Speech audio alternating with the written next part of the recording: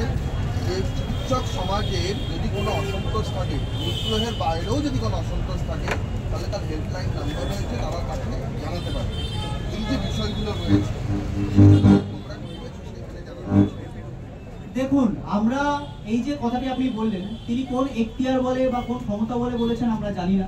তিনি কি স্বাস্থ্যমন্ত্রী? তিনি কি স্বাস্থ্য ভবনের সাথে কোনোভাবে যুক্ত? আমাদের ডাক্তারদের যদি কোনো অসুবিধা হয়, আমরা তো বারবার এই অভিযোগগুলো, সেটার জন্যই স্বাস্থ্য ভবনে এতবার গেছি, স্বাস্থ্য সচিবের কাছে গিয়েছি।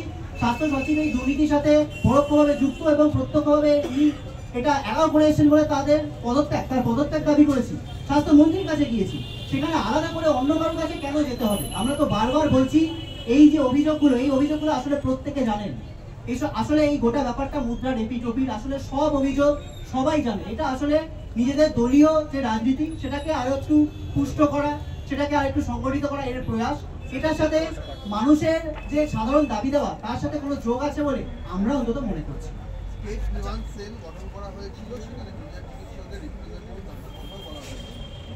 সেই জায়গায় দাঁড়িয়ে তো তোমরা কি সেখান থেকে অ্যাড্রেস করার চেষ্টা করেছো? দেখুন, স্টেট গ্রিভেন্স সেল তো পরের কথা। আমাদের যে লাইভ স্ট্রিমিং এ যে মিটিং হয়েছিল, সেখানে বলা হয়েছিল যে স্টেট টাস্ক ফোর্স যে কমিটি নিয়ে সবাই যারা শাসক দলের নেতারা তারা আমাদের গালিগালাজ দিয়ে ভূত করে দিলেন যে এরা তো একটা স্টেট টাস্ক ফোর্সের কমিটি থাকার জন্য ওই মিটিংয়ে গিয়েছিল।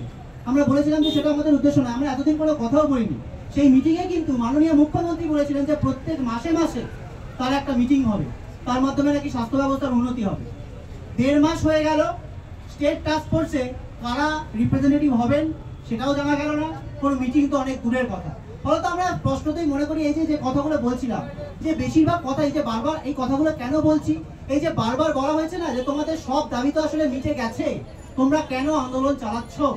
ফলত আমরা এতদিন পরেও গিয়ে বলছি যে সেই দাবিগুলো মেনে নেওয়ার যে কথাগুলো বলা হয়েছিল, প্রত্যেকটা আসলে বেশিরভাগই আসলে ভাঁওতাবাজি এবং আইওয়াশ ছাড়া কিছু নয়।